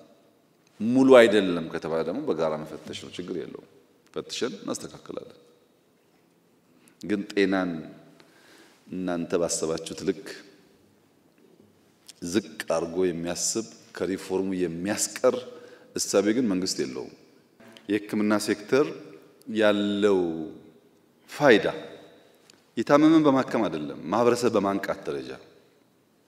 ያመመህ እኮ እጅህን ስላልታጠብክ ነው፣ ያመመህ እኮ ፕሮፐር ቦታ ሬስትሩም ስለሌለህ ነው ብሎ የሚያስተምር አይደለም። ጤና ሙያተኛ ማለት የሰውን ያኗኗር ዘዬ የሚቀይር ዘመናዊነትን የሚያስተምር ማለት ነው። በዚያ ስፕሪት ነው የምንረዳው ያደረግነው። ከፖሊሲ አንጻር ይሄን ካየን ከፋይናንስ አንጻር ከጥቂት ዓመታት በፊት በቀጥታ ለጤና ሚኒስቴር ተብሎ የሚፈሰው ሀብት 70 ቢሊዮን ብር ገደማ ነበር። አሁን ወደ 130 ቢሊዮን ብር ገደማ ይፈሳል። ይሄ በዩኒቨርሲቲ በህንፃ ግንባታ የሚሄደውን አያካትትም። ለሚኒስትሪ የሚፈሰውን ነው። በቂ ነው ወይ ይሄ ሀብት ካላችሁ በጣም በቂ አይደለም። ንጽጽራችሁ ትክክል አይደለም። የትኛውም ጎረቤት ሀገር ለሕክምና ኢትዮጵያ የምታወጣውን አያወጣም ማንም። የኤንጂኦ እና የፕራይቬት ሴክተር የሚያደርገውን ሕክምና መታችሁ ከመንግስት ጋር እንዴት ተወዳደራላችሁ? ማንም የኛ ጎረቤት ኢትዮጵያ መንግስት የሚያወጣውን ለሕክምና ሴክተር አያወጡም። ኦፍ ኮርስ ኤንጂኦዎች ያወጣሉ፣ ፕራይቬት ሴክተር ያወጣል። ይሄን ደግሞ እናንተ ማጥናት ትችላላችሁ፣ ችግር የለውም። ኢንፍራስትራክቸር የኢትዮጵያ መንግስት ለመገንባት የሚያደርገውን ጥረት የትኛውም ጎረቤት ሀገር አያደርግም። አንዳንዶቹ ፉሊ ዲፔንደንት ናቸው በኤንጂኦ እና በደጋፊ ሀገራት ላይ እና ኮምፓሪዝኑ የፐብሊክ ኢንቨስትመንት እና የፕራይቬት ኢንቨስትመንትን ያለየ ከሆነ አይሆንም። ለምሳሌ ባለፈው ዓመት 9 ቢሊዮን ብር ድጎማ ያደረግነው ለመድኃኒት ነው። ማዳበሪያ ደጎምን፣ አርሶ አደሩ ማምረት ስላለብን። ነዳጅ ደጎምን ሁላችንንም፣ ዘን መድኃኒት ደጎምን። ለምን እንዳላችሁት ችግር ስላለ። በዚህ ዓመት ቅድም እንዳነሳችሁት አንዳንድ ሼኮች ስላሉ በጀታችንን ስናይ የሕክምና ሴክተር በደጋፊዎች እጅ መሰብሰብ ምክንያት እንዳይስተጓጎል በሚል ትንሽ ጠርቀም ያለ ነገር ለማድረግ ሞከርን ባለው አቅም ማለት ነው። እና በጀት አድጓል። ያደገበት ልክ ከኛ ዲማንድ አንጻር ግን ገና ነው። ያደገበት ልክ ፕራይቬት ሴክተሩንና ሌሎቹን በማንቀሳቀስ ያለው ውስንነት ደግሞ አጠቃላይ ኢንዱስትሪው የተሟላ እድገት እንዳይኖረው አድርጓል። ይሄን ተቀብለን ስናበቃ ነገር ግን አይበቃም። ምናከመው እኮ ከ100 ሚሊዮን በላይ ህዝብ ነው። በሚሊየንስ ይተኛል ሕክምና። አንዳንዱ ታሞ መጥቶ መድኃኒት መግዣ የለውም ብቻ ሳይሆን ምግብ የለውም። እኛ እኮ ምግባችን እናካፍለዋለን። ኢትዮጵያውያን ስለሆን ሲቸገሩ ስናይ ዝም አንልም የሚለው ፔን ይገባኛል። በየቀኑ የምትሉት ከሚያለቅስ ሰው ጋር ስለሆነ ምንም ጫና የለውም ብዬ አራክሻ ላይ ይህንን የምንጋራበት መንገድ ግን አንዱ ፕሪፈረንስ ነው፣ ምርጫ ነው። የእናንተ ፕሪፈረንስ የሰውን ችግርና ስብራት መጠገን ነው። እርካታችሁ ይመጣውም ከዚያ ነው። አንድ ታማሚ ገብቶ ሲድንላችሁ ነው እንጂ እርካታችሁ ያ ታማሚ በሰጣችሁ ጉርሻ አይደለም። ይሄ ችግር አለ። ይሄንን ችግር የችግሩም የመፍትሄውም ባለቤት ነን ብለን ካላሰብን በቀር አንድ ሰው ጋር ወስደን ጥያቄውን ብናመጣ ብዙ መፍትሄ አያገኝም። እና ፋይናንሻሊ ለውጦች አሉ፣ እያደገ ደግሞ ይሄዳል። ለምን በሄልት ሴክተር ያለው ፋይናንስ ያለው እድገት ሊፍሮግ አላደረገም? ለምን ኢንክሪመንታል ሆነ ካላችሁኝ በኋላ በአንዳንድ ፋክቶች አሳያችኋለሁ። ከፋይናንስ ቀጥሎ ፖሊሲ ነግሬያችኋለሁ፣ ዘን ፋይናንስ ነው። ቀጥሎ ኢንፍራስትራክቸር ነው። ኢንፍራስትራክቸር በሁለት ይከፈላል፣ የመንግስትና የግል። በመንግስት ባለፉት ጥቂት ዓመታት እንዴት እንዳያችሁት ባላቅም በሺህ የሚቆጠር የጤና ተቋማት ግንባታ እድሳት ተካሂዷል። በሺህ የሚቆጠር 350 ጤና ኬላ ተሰርቷል። ከዚያ በላይ ነው። 100 ገደማ ጤና ጣቢያዎች ተሰርተዋል። ከዚያ በላይ ነው። 190 ገደማ ሆስፒታል ተሰርቷል። ስፔሻላይዝ ያደረጉ ደግሞ 11 ገደማ ተሰርተዋል። 15 ላቦች ተገንብተዋል። ያልነበሩ በየአካባቢ ያለውን ልዩ ልዩ ዳታ አናላይዝ አድርጎ የበሽታን ትሬንድ የሚያሳዩ ላቦች ተገንብተዋል። 1800 ገደማ የጤና ተቋማት ማስፋፊያና እድሳት ተደርጓል። ተስፋፍቷል፣ ታድሷል። ከ1000 በላይ የጤና ተቋማት ውሃ የሌላቸው የሶላር ሲስተም የሌላቸው ገብቶላቸዋል። ከ1000 በላይ ባለፉት ጥቂት ዓመታት በድምሩ ከ6000 በላይ አዳዲስ ጤና ጣቢያ፣ ጤና ኬላዎች፣ ሆስፒታሎች ተገንብተዋል፣ ታድሰዋል፣ ተስፋፍተዋል። ምን አለ 6000 20,000 ቢሆን ያላችሁኝ እንደሆነ የኔም መሻት ነው። ምንም አልተሰራም ካላችሁ ግን ትክክል አይመጣም። ብዙ ኢንፍራስትራክቸር ላይ ኢንተርቪን አድርገናል። የመንግስት ኢንተርቬንሽን እንደ ኢትዮጵያ በጣም ጠንካራ የሆነባቸው ሀገራት ካልሆኑ በቀር ሌሎቹ ጋር እንደዛ አይነት ነገር አይታይም። ለምሳሌ የስራ አካባቢ ጽዱና ምቹ እንዲሆን እንፈልጋለን። አንዲት ሲስተር ከሀረር ያነሳችው ሰምዌር ያየነው ጉዳይ እኛም ጋር እንዲሆን እንፈልጋለን ያለችው ጉዳይ በጣም ትክክለኛ ሀሳብ ነው። ጥቁር አንበሳ ያላችሁ ታስታውሳላችሁ። ለመጀመሪያ ጊዜ ከዚህ ቢሮ እድሳት በኋላ የጀመርኩት ጥቁር አንበሳ ነው። ራሴ ሄጄ ማለት ነው። ፕራይቬት ሴክተር አስተባብረን ወስዶ እንዲያድስ ግለሰቦች ጨምረን ማለት ነው። የኔ ስራ መንገድ ማሳየት ነው።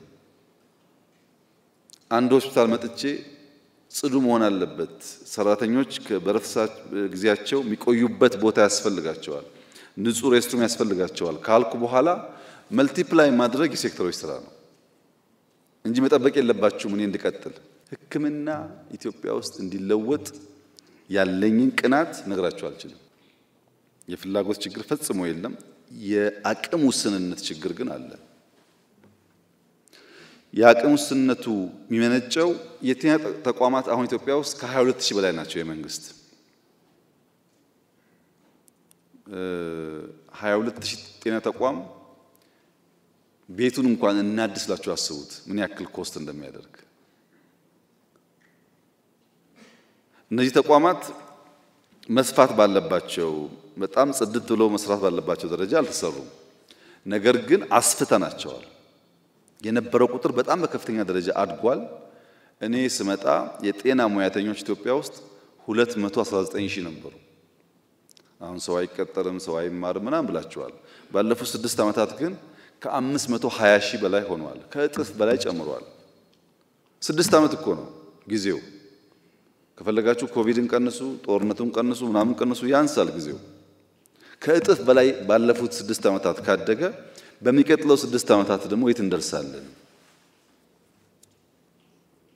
በዚህ አግባብ ሂውመን ካፒታል ላይ የተሰራውን ስራ፣ ኢንፍራስትራክቸር ላይ የተሰራውን ስራ፣ በፋይናንስ ያለውን እድገት፣ የግል ሴክተር ለማገዝ የተደረገውን ጥረት ቢያንስ ከእናንተ ፍላጎት 5%ን እንኳን ለመመለስ ሙከራ ተደርጓል ብላችሁ ማሰብ ያስፈልጋል።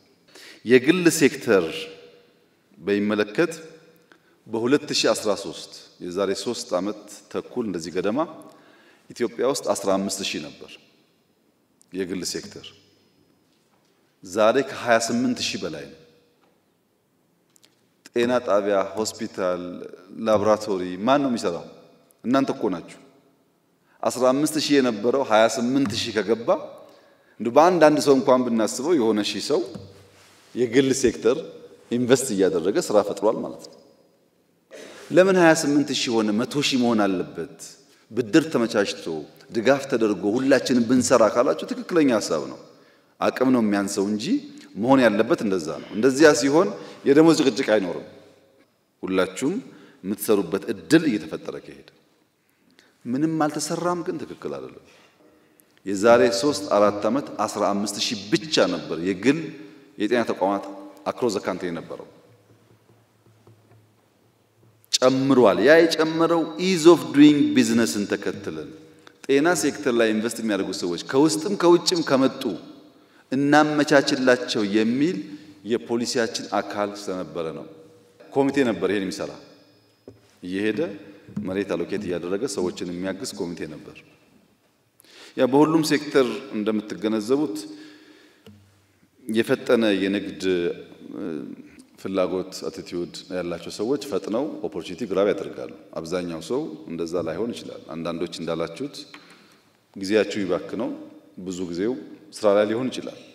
እናንተም ውስጥ ግን ጠበቆች አሉ፣ እናንተም ውስጥ አክቲቪስቶች አሉ፣ ነጋዴዎች አሉ፣ ጨዋዎች አሉ፣ በሰው ህይወትና ጤና የሚቀልዱ ሰዎችም አሉ። እንደሱ አድርገን እንደ ማህበረሰብ እንየው። 500,000 ፕሮፌሽናል ባለበት ተቋም ውስጥ ሁሉም ሰው እናንተ እንዳላችሁት ሊሆን አይችልም። ትንሽ እንደ ፋክቶች ጨማምር ካላችሁኝ በመንግስት ሆስፒታል የምንገዛቸው ማሽኖች በየ15 ቀኑ ይበላሻሉ። ሽቦ ይቆረጣል፣ ይሰበራል። ያው ታውቁታላችሁ። ለምን? ሰው በመንግስት ሆስፒታል ከሚታከም የግል ሴክተር ለመላክ ሲባል እዚህ ያለው ይበላሻል። መቼም ያን ያበላሽ ያለው ታማሚው እንደማትሆን ተስፋ አደርጋለሁ። ታማሚ አይደለም። ለግል ጥቅማቸው ሲሉ የመንግስትን ሀብት የሚያበላሹ ሰዎች አሉ። አንድ ነው 10 ነው አላቅም ቁጥሩ። ሁላችሁን ይወክላል ወይ? አይወክልም። ግን አለ፣ ሳምፕሉ አለ። እኛም ውስጥ እኮ ችግር አለ። ለግል ጥቅማቸው ሲሉ የመንግስት ንብረት ያበላሻሉ ካላላችሁ እኛ ብር ስለምናወጣበት ተበላሸ፣ ተጠገነ፣ አሁንስ ተበላሸ ወር አይቆይም። በሽተኛ ወደ ሕክምና ሲመጣ ሁለት አይነት አፕሮች ነው ያለው። አንደኛው መካከለኛ ገቢ ያለው ሰው ከሆነ በፍጥነት ወደ ግል ሴክተር ሪፈር ይጻፍለታል። ጥቁር አንበሳ እያለ የሆነ ክሊኒክ ይላካል። ትንሽ ከፍ ያለ ገንዘብ ደግሞ ካለው ቦርድ ወስኗል ተብሎ ወደ ውጭ ሀገር ይላካል። እና ሕክምና አካባቢ ላይ ችግሩም የእናንተ አካል ነው። እንደዚያ የሚያደርጉ ሰዎችም የእናንተ አካል ናቸው። ለሴክተሩ በጣም ባዕድ እና ሩቅ አርጋችሁ ባትወስዱ ጥሩ ነው። በግልም በመንግስት ተቋማትም በተቻለ መጠን ኢንተርቪን ለማድረግና እዛ ያለው ሰርቪስ እንዲያድግ ለማድረግ ተሞክሯል። በግል ሴክተር በ2019 ከለውጡ ማግስት 30,000 ገደማ በግል ሴክተር የሚሰሩ የጤና ሙያተኞች ነበሩ። 6 ዓመት ፕላስ ገደማ። ዛሬ የአሁን ዳታ የለኝም፣ የ2023 ነው ያለኝ። ከአንድ ዓመት ተኩል 2 ዓመት በፊት 120,000 ገደማ ደርሷል። የአሁን ይጨምራል። 30,000 የነበረ የግል ሴክተር ሙያተኛ 120,000 ደርሷል ማለት በዚያው ልክ ክፍያውም በዚያው ልክ ያው አድጓል ማለት ነው። ሂውመን ካፒታል ላይ በማሰልጠኛ ከ5-6 ዓመት በፊት 7 ገደማ ነበሩ የዩኒቨርሲቲዎች ስፔሻላይዝ ለማድረግ የሚያግዙ። አሁን 22 ናቸው። 22 ዩኒቨርሲቲ ከሆነ በዚያው ልክ ቁጥሩ አድጓል ማለት ነው። ውስን በነበረበት ጊዜ የሚገባው ተማሪና አሁን አንድ አይደለም። 8,500 ገደማ ሬዚደንቶች in the last 4-5 years መንግስት አሰልጥኗል። የዛሬ 2-3 ዓመት ገደማ ሬዚደንት የነበራቸው ኢሹ ምንድነው? ካሉበት ተቋም ለትምህርት ሲመጡ በእነሱ ቦታ ሰው ይቀጠርና እኛ ቦታ እናጣለን ሲሉ የፌዴራል መንግስት በዚያ መንገድ አገልግለው ለትምህርት የሚላኩትን ሰዎች ኮስት ሼር አድርጋለሁ ብሎ ወስኖ ነው ያ ሁሉ ተማሪ ሲማይ ነበር። በእኛ ሁኔታ ሬዚደንቶች በጣም ስለሚሰሩ አብዛኛውን ችግር ሼር ስለሚያደርጉ ይጎዳሉ እና እንዴት አድርገን ያናካክስ ቢባል ምንም ችግር የለውም። የፌር ጥያቄ ነው። ግን ሬዚደንት ሰምዌር በጣም የተመቻቸና እኛ ጋር ሲመጣ ይከፋው ካረጋችሁ ግን በአንዳንድ ነገር የዓለም ትሬንድ ተማሩ እያላችሁ በሌላ ነገር ደግሞ ከዓለም ውጭ ከሆነ አብሮ አይሄድም። ዓለም ላይ የሌለ ስለሆነ የሚነሳው ጥያቄ እንደዛ አይነት ማገልገል እፈልጋለሁ የሚል ቅንነት ያለው ሐኪም ምናምን ከደሞዙ በላይ ፕሪፈር የሚያደርገው ሰው ማዳን ሊሆን ይችላል። በትውል ኮምፒት ከ5-10 ዓመት በኋላ አይቀጥልም እኮ ይሄ ነገር። ፕራይቬት ሴክተር ይስፋፋል፣ ሽሚያ ይፈጠራል ማለት ነው። መንግስት ቤት ሰጣለሁ መኪና እንደዚህ ያደርጋለሁ እያለ ይሻማል ከገበያው እንጂ ሰምዌር የሚከፈል ክፍያ እያለ ማንም ሰው አይሰራለትም። እዛ እስክንደርስ ድረስ መከራ የምትከፍሉ ሰዎች አላችሁ፣ ክፈሉ። የእናንተ ስራ ማድረስ ነው። ኢትዮጵያ ባለችበት ሁኔታ የኔናና የእናንተ ስራ በመከራ ማሸጋገር ነው። የሚሰሩ ሰዎች ቅድም እህቴ እንዳለችው ነው። እዛ ያሉ ሎካል በሕክምና ውስጥ ለምሳሌ ዶክተር ሁላችሁን አይመለከትም። አንድ ፔሸንት መጥቶ ቪዚት አድርጎ ይሄን አድርጊ ብሎ ሄዶ ሊሆን ይችላል። ነርሷ ግን ያው በምታውቁት ምክንያት ብዙ ጊዜ መመላለስ ብቻ ሳይሆን የዛን ሰው በሽታ የዛን ሰው ስቃይ ተጋርታ ሊሆን ይችላል። እንደሱ ፕሪስክሪፕሽን አትጽፍም እንጂ ፔን በመጋራት ነርሷ ሚና የላትም ሊባል አይችልም። ግን ዘሆል ሲስተሙና ካልቸሩ እሷን የሚያይ አይደለም። ለመቀየር የሚከፈለውን ዋጋ ለመክፈል ደግሞ በጋራ ዝግጁ ካልሆን ቤት በኩል የደህንነቱ አይነት እኮ በጣም ብዙ ነው። ቤት በኩል ሊቀየር ይችላል ካልወሰን በቀር ብሎ የሚነሳ የሕክምና ሙያተኛ እንዲኖር ይጠበቃል።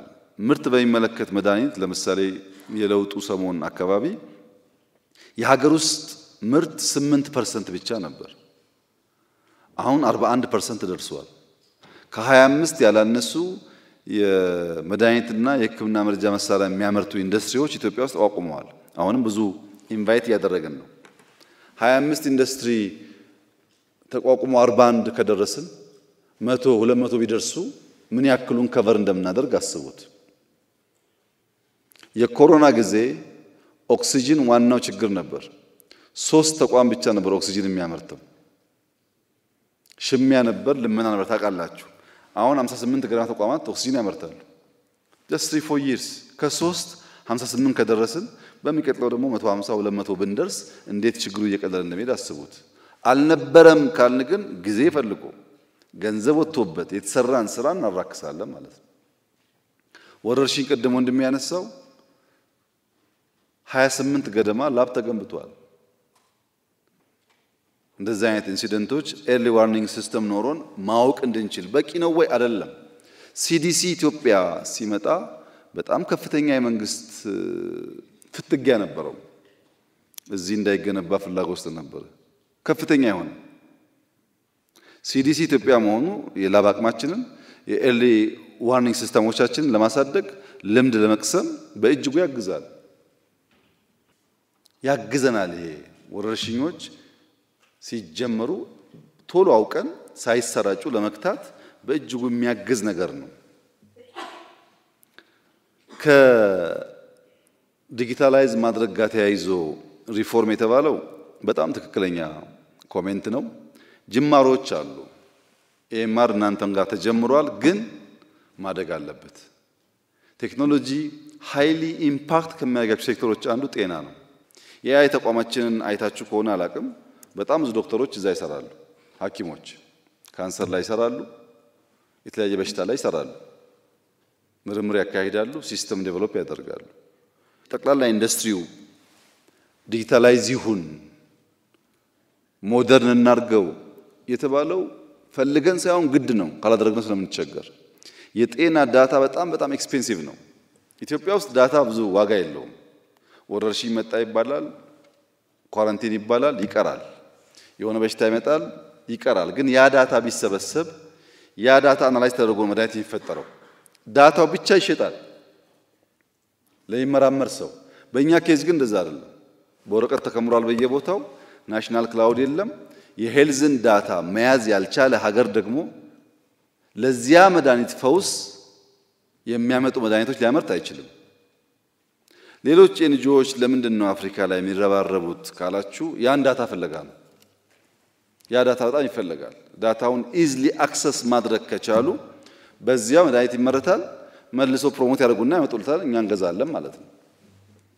እና ዲጂታላይዝ ማድረግ ሞደርን ማድረግ በጣም አስፈላጊ ነገር ነው። ጅማሮች አሉ፣ ግን እንሰራበታለን። እናንተም አግዙ። ዘሆል ሲስተሙ ሞደርን ካልሆነ ብዙ ነገር ሉዝ እናደርጋለን። የጤና መድህን አዋጅ ወጥቷል። እሱም ሰራተኞች እዛ ውስጥ አካቷል። ጥያቄው ተነስቷል፣ ግን መልስ የተሰጠው ጉዳይ ስለሆነ በህግ ፕራክቲስ ላይ ችግር አለ ተብሏል። እሱ ይጀመራል። እዛ የምትታከሙበት መንገድ የመለሰ ነው ህጉ። ኦልሬዲ ሐኪሞች በህጋዊ መንገድ ሕክምና ቢያገኙ የመንግስት ፍላጎት ነው። አዋጅ ጸድቋል። እንተገብራለን። እሱ እንተገብራለን። ማህበረሰብ የጤና መድህን ልክ እንደ ፖለቲካ ስራ ነው። ያስፈልጋቸዋል ግቡ እየተባለ ተቀስሶ የሚሰራ ስራ ነው እንጂ ሰው ሲታመም የሚሰማው ነገር ጤነኛ በሆነ ሰዓት አያስበውም። ያም ሆኖ 38 ሚሊዮን ሰው ነበረ የጤና መድህን ተጠቃሚ። ስንት ነው አሁን? 63 ሚሊዮን ደርሷል።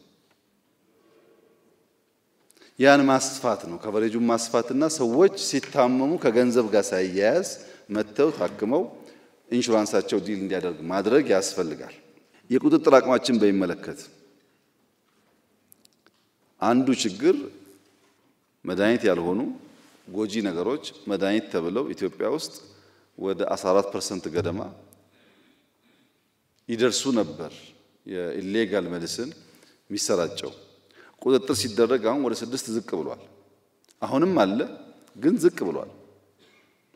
አሁን ሁላችሁም ክፍያ ያንሳል፣ ሰርቪስ ፊ ያንሳል ብላችኋል። ማህበረሰቡ ጋር ደግሞ ብንሄድ ውድ ነው ነፃ ይሁን ይላል። ሁላችሁም ታክስ ይቅር ብላችኋል። ታክስ ይቅር፣ ደሞዝ ይጨምር። ከየት ነው የሚጨምረው ደሞዝ? ታክስ ካልተሰበሰበ ፌዴራል መንግስት ነው የሚሸፍነው ይላሉ ክልሎች። ከየት ፌዴራል መንግስት ከየት ያመጣል? ምንጮቹ እኮ ማወቅ አለብን። ኢትዮጵያ ውስጥ ኦልሞስት ሁሉም ክልል ከፌዴራል የሚደጎም እንጂ ለፌዴራል በቅቶት የሚያፈስ አንድም ክልል የለም። ለኛ የሚያስፈልገው ከበጀት አንጻር ሳይሆን ፕራይቬት ሴክተር እያጠናከርን የሕክምና ኢንፍራስትራክቸር አሁን ችግር የሆነበትን መንገድ በስፋት እና በፍጥነት እየፈታን ከሄድን ብዙ አጀንዳ አይሆንም። ብዙ ሙያተኛ ነው ያለን። እያንዳንዱ ሰው ደግሞ የራሱ የሆነ ተቋም እየፈጠረ ከሄደ ከክፍያ ጋር ያለው ነገር ፌር እየሆነ ከሄደ እኛ እንደ መንግስት ከ20 ሺህ ላይ ተቋማት አሉ። በእነሱ ዝቅተኛ ገቢ ያላቸውን ሰዎች ካገዝን ይቀንሳል ችግሩ ማለት ነው። ይቀንሳል ችግሩ። ሁለት ምርጫ ነው ያለን። በምግብ ሶቨርኒቲ ኢትዮጵያ ማረጋገጥ አለባት የሚለው ስራ ባለፈው እንዳነሳሁት ማክሲመም 2 ዓመት ነፃ እንወጣለን በምግብ ማክሲመም 2 years ስንዴ አንፈልግም ከሰው ማለት ነው። ልክ እንደዛ በመድኃኒት ነፃ መውጣት አለባት ኢትዮጵያ ብለን ወስነን ማድረግ አለብን። ወስኜ አይደለም ወስነን እየለመንክ በዛ አነሰ ምናምን ዋጋ የለውም። ለማኝ ነው የተሰጠው ነው የሚወስደው። 1 ብርም ይሁን 25 ሳንቲም ወስዶ እግዚአብሔር ይስጥልኝ ነው የሚባለው። ከልመና ነፃ ለመውጣት ግን መወሰን አለብን እኔና እናንተ። ለዛ ነው ፋውንዴሽናል ስራዎች ኢትዮጵያ ውስጥ መሰራት አለባቸው ተብሎ የሚታሰበው። ካንሰር በሚመለከት አሁን 5 ሴንተር ደርሰናል። ኬሞቴራፒ ግን ከ30 በላይ ናቸው። እየሰፋ መጥቷል። ኢትዮጵያ ውስጥ 33 ገደማ ደርሷል። ስለዚህ የኔና የናንተ ኮሚትመንት ውሳኔ መሆን ያለበት የሁሉ ነገር መሰረት ደህንነት ነው። እሱን እንዴት አድርገን እንቀይረው?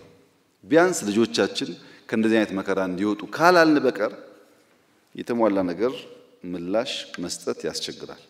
ይሄ ሴክተር ላይ ያለን የሰራነውንና ሴክተር ላይ ያለውን ለማመላከት ነው። ወደ እናንተ ጥያቄ ግን ስመጣ በሶስት ማዕቀፍ ብናየው ጥያቄዎቻችሁን፣ አንደኛ ከሙያ ግዴታ አንጻር አንድ ሰው ሐኪም ሆናለሁ ብሎ ሲመርጥ ካለበት ግዴታ አንጻር፣ ሁለተኛ ከህግ አንጻር፣ ሶስተኛ ከማህበረሰብ መሪነት አንጻር ነው መታየት ያለበት። የማህበረሰብ መሪ ሲባል ቅድም እንደተባለው እኔ አይመስለኝም። እኔ ባደኩበት አካባቢ ትናንሽ ትራዲሽናል ነው ያላቸው ሰዎች፣ የሚያዋልዱ ሰዎች፣ ወጌሻዎች በጣም የተከበሩ ናቸው። አስታራቂ፣ አራቂ፣ መንገድ አመላካች ሰዎች ናቸው። እንደ ቀላል ሙያ የሚታይ አይደለም። እናንተ እኮ ውድ ናቸው። አሁን ነው እንጂ ዶክተር በየቦታው የሚሰማው አልነበረም። ማህበረሰቡ እንደዛ የሚያረክስ አይመስለኝም። አብዛኛው በሽተኛ ግሬትፉል ይመስለኛል። አብዛኛው በሽተኛ በእናንተ እጅ ብዙ ሰው ድኗል። ብዙ ያለቀሱ እንባዎች ታብሰዋል። ዝም ብሎ ማራከስ ትክክል አይደለም እና ማህበረሰቡ የእናንተን ሮል ይዘነጋል ብዬ እንደዛ አላስብም እኔ። ነገር ግን ጥያቄዎች የሚቀርበው ነገር ትክክል መሆኑ ብቻውን በቂ ነው ወይ? የሚቀርበው ነገር ትክክል ሆኖ የሚቀርብበት መንገድ ስህተት ከሆነ ድምሩ ትክክል አይመጣም። ጥያቄው ትክክል ቢሆንም የምንጠይቅበት መንገድ ትክክል ካልሆነ ይበላሻል። እኔ ኢትዮጵያ ውስጥ ሐኪሞች ለምን የደሞዝ ጥያቄ አነሱ ብሎ የሚያስብ ሰው አለ ብዬ አልገምትም። ብትጠይቁ ምን ይገርማል። ግን ጥያቄው ለምንድን ነው እንደዚህ እንደ ጦርነት የሆነው የሚለው ጉዳይ ደግሞ አስቡበት እናንተ። የጤና ሴክተር ችግር እንፍታ ብለን ጤናማ መንገድ ካልተከተል የጤና ሴክተር ችግር ፈቺ ሳንሆን ችግር የምናባበስ ነው የምንሆነው። በአንድ በኩል አንዳንድ ስራዎች ተሰርተዋል ኢትዮጵያ ውስጥ ሳይንስ ሙዚየም፣ ኮሪደር። ስለዚህ ይቻላል የኛም ይቀየር የሚለው እሱ የትግላችን ፍሬ የድካማችን ፍሬ ነው። እንኮራበታለን። እንኳንም ኢትዮጵያውያን ይቻላል ብሎ ማሰብ ጀመሩ። ትናንትና አይቻልም አትንኩ እንዳለን እንቀመጥ እንቆሽሽ ነበር።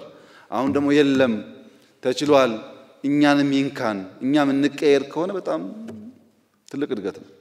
ኔጌቲቭ ላይ አይታይም። ያ ግን ኦቨርናይት ደግሞ እንደማይመጣ አብሮ ማሰብ ያስፈልጋል። በድምሩ በጤና ሴክተር የነበረው ጥያቄ የእናንተ ነው። የደሞዝ፣ የጥቅማ ጥቅም፣ የቤት መሰል ጥያቄዎች የእናንተ ናቸው። የመፍትሄ መንገዱ ግን የእናንተ አይደለም። ተነጥቋል እንደተባለው ደሞዝ ወስደው የማያውቁ ሰዎች የነዱት ጥያቄ ነው። ሰርቪስ ሰጥተው ማዳን አይደለም፣ ማዳን ከባድ ነገር ነው። ቤዚክ ሰርቪስ ሰጥተው የማያውቁ ሰዎች የነዱት ጥያቄ ነው። ሐኪም ሰርቪስ ሰጪ ሆኖ ሰርቪስ ሰጥቶ የማያውቅ ሰው የሱን ጥያቄ ወስዶ እንዲነዳ ከፈቀደ ተበላሽ፣ ማንም አይሰማውም ማለት ነው። እየለፋን ነው፣ ሰው እያዳን ነው፣ እንቅልፋተን ነው የምንሰራው፣ ልጆቻችንን ጎድተን ነው የምንሰራው፣ ኑሯችን ይታሰብበት የሚልን ትክክለኛ ጥያቄ እንቅልፋቶ ማገልገል ምን እንደሆነ የማያውቅ ሰው ከነዳው ተበላሸ ማለት ነው። ተበላሸ እና ጥያቄው በሶስት ከፍዬ ነው ያየሁት እኔ። አንደኛው ጤናማ ሙያተኞች በቅንነት ደክመው ችግር ጓዳቸው ስለገባ ለምን አንታይም ብለው ያነሱት ጥያቄ አንደኛው ነው። ብዙ ምስኪን ሰዎች አሉ በሕክምና ሴክተር ውስጥ በጨዋነት 24 ሰዓት የሚያገለግሉ ኑሮ የከበዳቸው እንታይ ብለው ጥያቄ ያነሱበት አንደኛው ነው። ሁለተኛው የፖለቲካ ኪሳራ የገጠማቸው ሰርቪስ ምን እንደሆነ የማያውቁ ኔሽን ቢልዲንግ ምን እንደሆነ የማያውቁ ሳይንስ ሙዚየም የሚሆን ሃይ ስኩል ሁሉን ነገር ከደሞዝ ጋር ብቻ የሚያያይዙ ከዕለት ጉርስ ያለፈ እሳቤ የሌላቸው ሰዎች የጠለፉት ነው። ሶስተኛው ሐኪም መሳይ ፖለቲከኞች፣ ጋውን ለባሽ ፖለቲከኞች። በነገራችን ላይ ከሕክምና ተቋም የዓመት ረፍት ወስደው ይሄን ጉዳይ ፌስቡክ ስም ቀይረው የቀሰቀሱ ሰዎች በደንብ እናቃቸዋለን። ስለማናቅ አይምሰላችሁ ዝም ያልነው። አልተነቃብንም ምናምን እንደሚሉ አውቃለሁ፣ እናቃቸዋለን። ከየት ከተማ ረፍት ወስደው መጥተው እዚህ ሞቢላይዝ ሲያደርጉ እንደነበረ እናውቃለን። እነሱ ሐኪሞች አይደሉም። በድንገት ጋውን ለብሰው ሊሆን ይችላል። ጋውን ለብሰው ጋውንን የፖለቲካ መሳሪያ አድርገው የቆሙ ሰዎች አሉ። ስለማይታወቁ ግን አይደለም። ጋውን የተከበረ ነው መከበር አለበት አለች እህቴ። እውነቷን ነው። ብዙ ሰው እየዳነበት ስለሆነ ጋውን ክብር አለው። ግን ያ ጋውን ሐኪሞች ሲለብሱ ብቻ ነው ክብሩ። ሐኪም መሳይ ፖለቲከኛ ከለበሰው ክብር የለውም። ሐኪም መሳይ አክቲቪስት ከለበሰው ዶክተር ኤክስ እባላለሁ ብሎ ፖለቲካ ከነዳበት ክብር የለውም። ይህንን ማጥራት ደግሞ የኔና የናንተ ስራ ይመስለኛል። በጅምላ ከሆነ አይሆንም። አሁን የጎንደሩ ልጅ ያነሳው አይነት ማገልገል እፈልጋለሁ ያልኩት ለዛ ነው የሚለው አይነት ስሜት ያለው ሐኪም እና ንጹህ ልብ ያላቸው ሐኪሞች ከሌላው ጋር ተደምረው መታየት የለባቸውም። እናንተ ካቀፋችሁ ግን በምን ለያቸዋለን? ጋውኑ የለበሰ ሁሉ ይከበር ሳይሆን ጋውን ለብሶ የሚያጭበረብር ከውስጣችን ይውጣ። ጋውን ለብሶ የመንግስት መሳሪያ የሚያበላሽ ይውጣ። እኛ ሰርቭ ማድረግ የምንፈልግ ሰዎች ግን እንታይ ከሆነ we are the same page ማለት ነው። በስመ ጋውን ሌቦች አይነኩ ካላችሁ ግን ሌባ በውስጣችሁ እስካለ ድረስ ጥፋተኛ እስካለ ድረስ እናንተ መለየት ሊያስቸግር ይችላል። አንድ ቫይረስ ወደ ሰው ልጅ ገብቶ ጥቃት ለመፈጸም የመጀመሪያ እንቅስቃሴው መግቢያ መንገድ ነው። ዋናው ትግል ተሳክቶለት በሆነ መንገድ ከገባ በኋላ የት መለጠፍ እንዳለበት ያውቃል። እንደምታውቁት ቫይረስ የትም ቦታ አይቀመጥም። ፈልጎ ሴሎች አካባቢ፣ ቫይታሚን የሚገኝበት አካባቢ፣ ምግብ የሚገኝበት አካባቢ ይለጠፋል። ከዛስ የምግብ ኮርሱን ቀይሮ ይሻማል። ከተሻማ በኋላ ያ ጤናማ የነበረው ሰውዬ ዘሆል አካሉ ይንቀጠቀጣል፣ ያተኩሳል፣ አዳዲስ ምልክቶች ይታያሉ። ከውጭ ለመግባት ጥረት ካደረገ በኋላ የት ቦታ እንደሚለጠፍ ያውቃል። እናንተ ላይ የተለጠፉ ስስ ብልታችሁ ደሞዝ እንደሆነ ስለሚያውቁ ደሞዝ ላይ ተለጥፈው ያን ሁሉ ሰርቪስ፣ ያን ሁሉ ማዳን፣ ያን ሁሉ መሰጠት በሚያጠለሽ መንገድ ተጠቀሙበት እንጂ ጥያቄያችሁ እንዴት ስተት ሊሆን ይችላል? ስተት ነው የሚል መንግስት ያለ አይመስለኝም። እና ቫይረስ